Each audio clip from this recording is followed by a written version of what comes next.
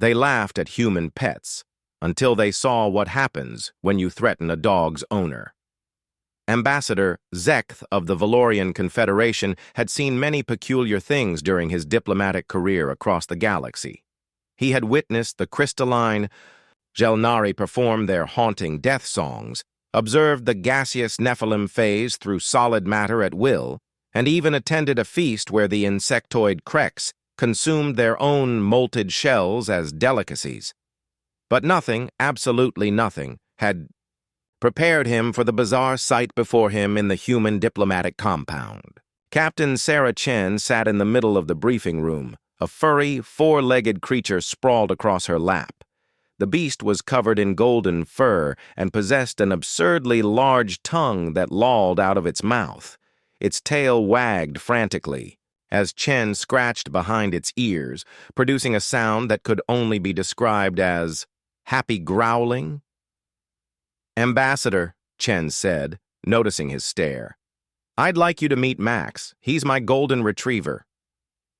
Zekth's three eyes blinked in succession, his purple-scaled skin rippling with confusion.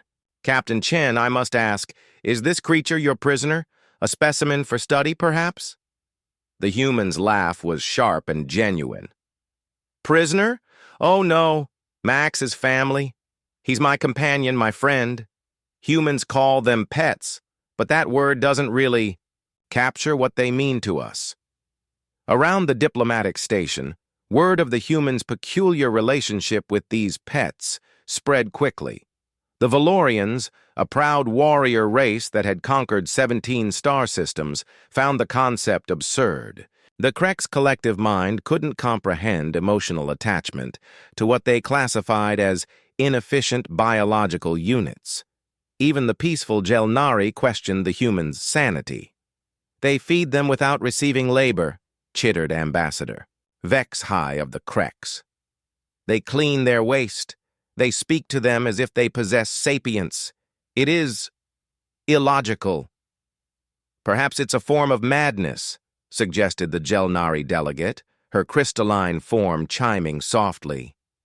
"A species-wide psychosis that manifests as attachment to inferior creatures." The mockery continued for weeks.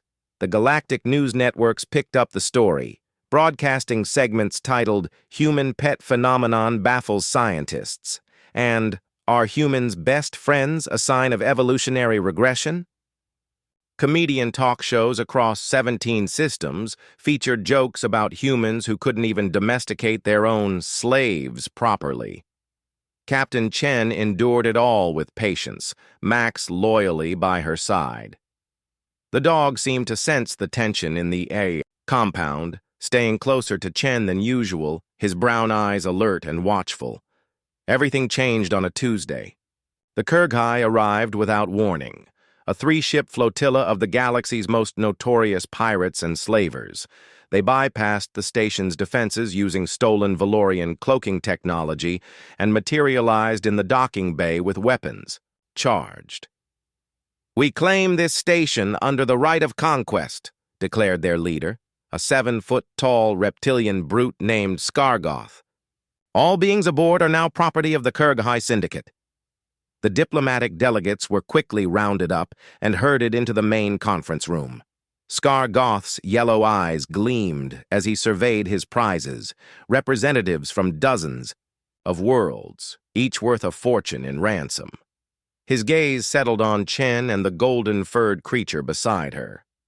Max had positioned himself between Chen and the pirates, a low growl rumbling in his chest. "What is this pathetic thing?" Skargoth sneered, raising his plasma rifle toward Max. "It makes noise like a broken engine. Perhaps I should put it out of its misery." The change in Chen was instantaneous and terrifying. The composed diplomat vanished, replaced by something primal and furious. Her hand moved to the concealed kinetic pistol at her hip, a weapon the pirates' scans had somehow missed in their arrogance. "Touch my dog," Chen said, her voice dropping to a whisper that somehow carried more threat than any roar, "and I will show you why humans conquered a third of our galaxy before we ever left our home system."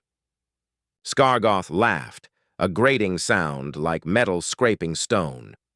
One human female threatens the mighty Kurghai. You amuse me, pet keeper. He swung his rifle toward Max. Chen moved. The first shot took Skargoth in the shoulder, spinning him around. The second shattered his weapon.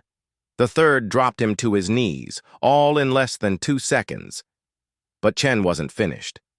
What happened next would be talked about in hushed tones across the galaxy for years to come. The human fought like no being the assembled diplomats had ever witnessed. Not for territory, not for resources, not even for survival. She fought with the absolute fury of someone protecting family.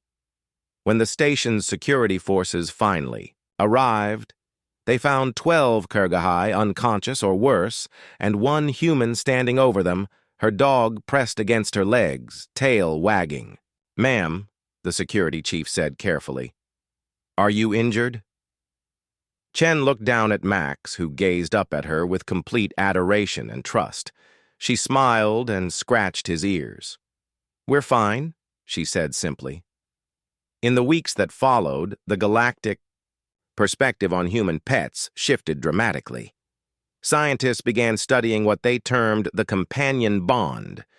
Military analysts requested data on human combat effectiveness when pack members were threatened. Philosophers debated whether the relationship represented the ultimate evolution of interspecies cooperation. Ambassador Zeketh found himself in Chen's quarters later that month, watching her teach Max to shake hands with his scaly claw. "I still don't understand," he admitted. "The energy expenditure, the emotional investment, the responsibility. Where's the benefit?" Chen looked at Max, who was now attempting to shake hands with Zeketh's other claw, tail a blur of happiness. "Ambassador," she said softly, "have you ever had someone love you unconditionally? Someone who greets you like you're the most important being in the universe every single time you come home? Someone who would stand between you and danger without hesitation? Not because they were programmed to, but because they chose to?" Max succeeded in his handshake and looked up at Zeketh with such pure joy that the ambassador felt something stir in his chest, an emotion he had no word for in his language. "No," he whispered. "I have not." "That," Chen said, "is why we keep pets, and why we'll tear apart anyone who tries to harm them." From that day forward, no one in the galaxy laughed at human pets again. They had learned with crystalline clarity that humans didn't keep companions. They kept family, and humans, as the universe had just been reminded, would go to war for family.